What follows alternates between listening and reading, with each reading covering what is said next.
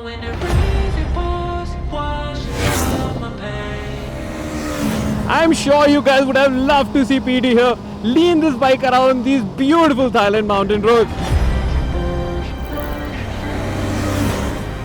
And some of you might even be disappointed seeing me here. But I'm here because I have a story to tell. You see, back in 2008, my parents bought me an R15, and that is where my motorcycling journey really began. It was a fun little machine which plastered a smile on my face. Oh, when it rains, it pours, washes out my pain. Don't wanna come close to me. Then a few years down the line, I got a chance to ride the R3. I was blown away. The refinement, sound, acceleration, power delivery, and its relentless ability to make you laugh under that helmet had me hooked. Clearly, this was the only upgrade I could ever imagine over my R15. But by the time I could save up for it, it was taken away by emission norms. And like many of you, even I felt lost as there was no direct successor to the R15 anymore. Now like me, if your heart too was broken when the R3 was taken away, it's time to heal because it is back. This will be the final time. And this time around, it has the MT-03 alongside with it as well.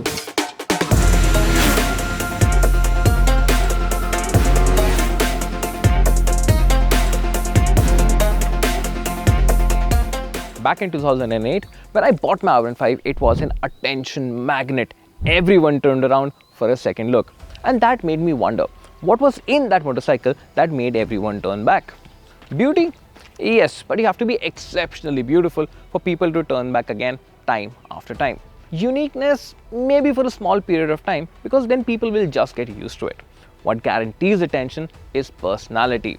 That is what the R15 had, and that is what the R3 has plenty of. This will be the final time. In this generation, the R3 has been better sculpted by the wind, and that has taken some sharpness away from the design. Now personally, I still prefer the older design, but this is a very neat looking motorcycle. A twin-cylinder super sport that can easily rev up to 13,000 RPM without so much as a hiccup from that engine.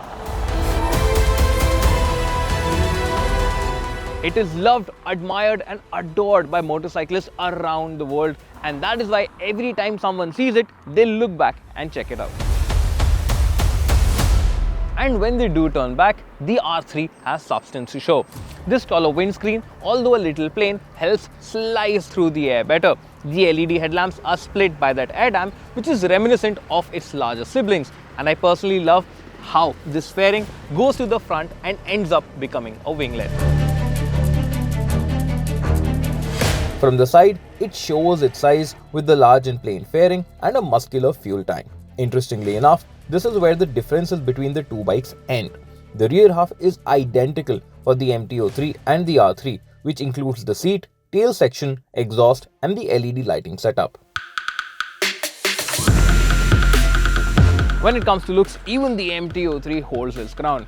It's got this naked and aggressive front which is dominated by a single projector headlamp, and the exposed engine and the tank extensions give it some much needed muscle. It's not like a boxer, but like an MMA fighter who's ready to charge. And that is what its personality is like. Which side are you on, the MT or the R3? Let us know in the comments below. These bikes share more than just the rear section. In fact, the wheelbase, seat height and foot peg position is identical as well. Now this means when you get on the saddle, the R3 is a fairly comfortable motorcycle. Your legs rest easily and the handlebars are not very low and are easy to reach onto.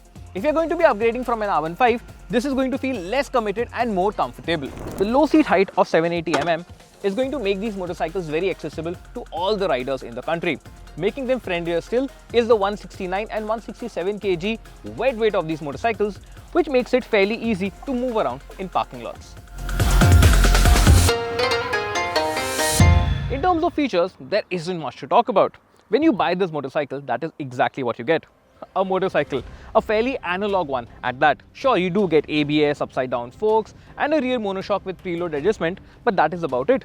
Even this LCD screen is pretty basic and gets no connectivity to your smartphone whatsoever. Now, motorcycles at this price point get a lot of kit, including color TFT display, ride modes, traction control, quick shifter, slip and assist clutch, stability control, and the list continues.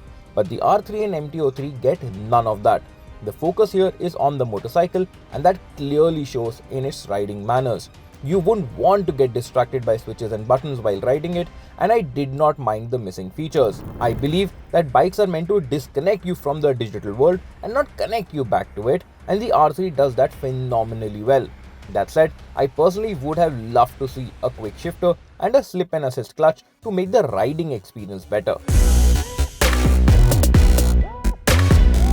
Both bikes here get a 321cc parallel twin motor, which makes 42 PS and 29.5 Nm of torque. Coming from an R15, I'm used to revving the bike hard to get it going. The R3 has the same nature. While it remains tractable in the lower rev range and you can ride a gear higher in the city, the power remains laid back. To get it going, drop a couple of gears and the engine comes alive. Post 6000 RPM, there is a sense of urgency in the power and it pulls you through till the 13,000 RPM red line. And because it is so smooth and linear, you do not mind getting close to the red line every single time. The engine refinement is something that you will enjoy both in the city and while touring.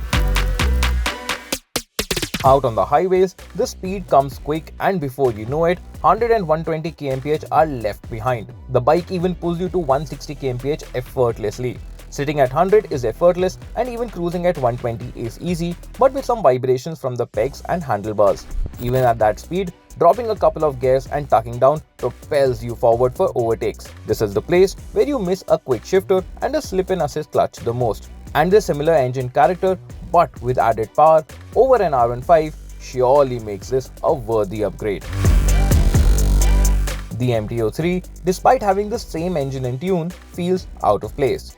You see, naked and street fighter motorcycles need to have a punch, a surge of power concentrated in the mid-range. And that is what makes them aggressive and fun to ride. The MT-03, with its linear power delivery, is still fun around corners, but not so much in the city. The R3 is a joy to ride on winding and twisting roads. The roads in Thailand were flawless and the R3 came alive in the mountains. Get in the right gear for the corner and it is telepathic how the bike starts to lean and turn. Opening the throttle won't scare the new riders and you can enjoy the corners regardless of your skill level. It is this inviting, easy and safe cornering nature of the R3 which makes it the perfect upgrade over an R15 to take it either to the track or just enjoy on the weekends. However, a tire upgrade is recommended if you are more serious about riding. While we did not hit a particularly bad patch of road in Thailand, both the motorcycles are fairly comfortable. Despite limited suspension travel, they do offer a sense of plushness and the ride does not feel jerky and keeps the rider well cushioned. More testing is required though on Indian roads. Both these motorcycles are going to be a direct import from Indonesia and hence are going to come with a slightly hefty price tag. We are expecting the motorcycles to cost between 4 and 4.5 lakhs, with the R3 commanding about a 20,000 premium over the MT-03. Launch is expected mid-December and the R3 will rival the likes of the Kawasaki Ninja 400 and the Aprilia RS 457, while the MT-03 will rival the likes of the KTM 390 Duke. The R3 is back and it is still as tempting a motorcycle as it was back in 2020. In this age of features and digitalization, it remains analog to remind everyone that motorcycles are not gadgets. They are an expression of freedom, tools of anarchy that are used to break away from the shackles of the connected world. And to do this, it gets a gem of an engine. The way it revs lets you enjoy every single twist of the throttle and the handling complements the creamy power delivery oh so well. Plus, with its easygoing ergos and comfort, it lets you enjoy this feeling for hours without taking a break. In essence, the R3 is like a wine. It is smooth, sophisticated and lets you enjoy every single sip. And the texture and aroma all add up to improve the experience. Truly, it is the worthy upgrade over an R15. In contrast, the MT-03 is like drinking the same wine out of a beer mug while watching a boxing match. It doesn't quite add up. Yes, it is still a fun motorcycle, but you have to rev it hard to enjoy it as it only comes alive over 6000 RPM. Yes, these bikes are expensive and yes, they are not going to seem tempting on a piece of paper. But what they have, and especially the R3, is a soul to connect with. And that definitely is worth the extra price you pay.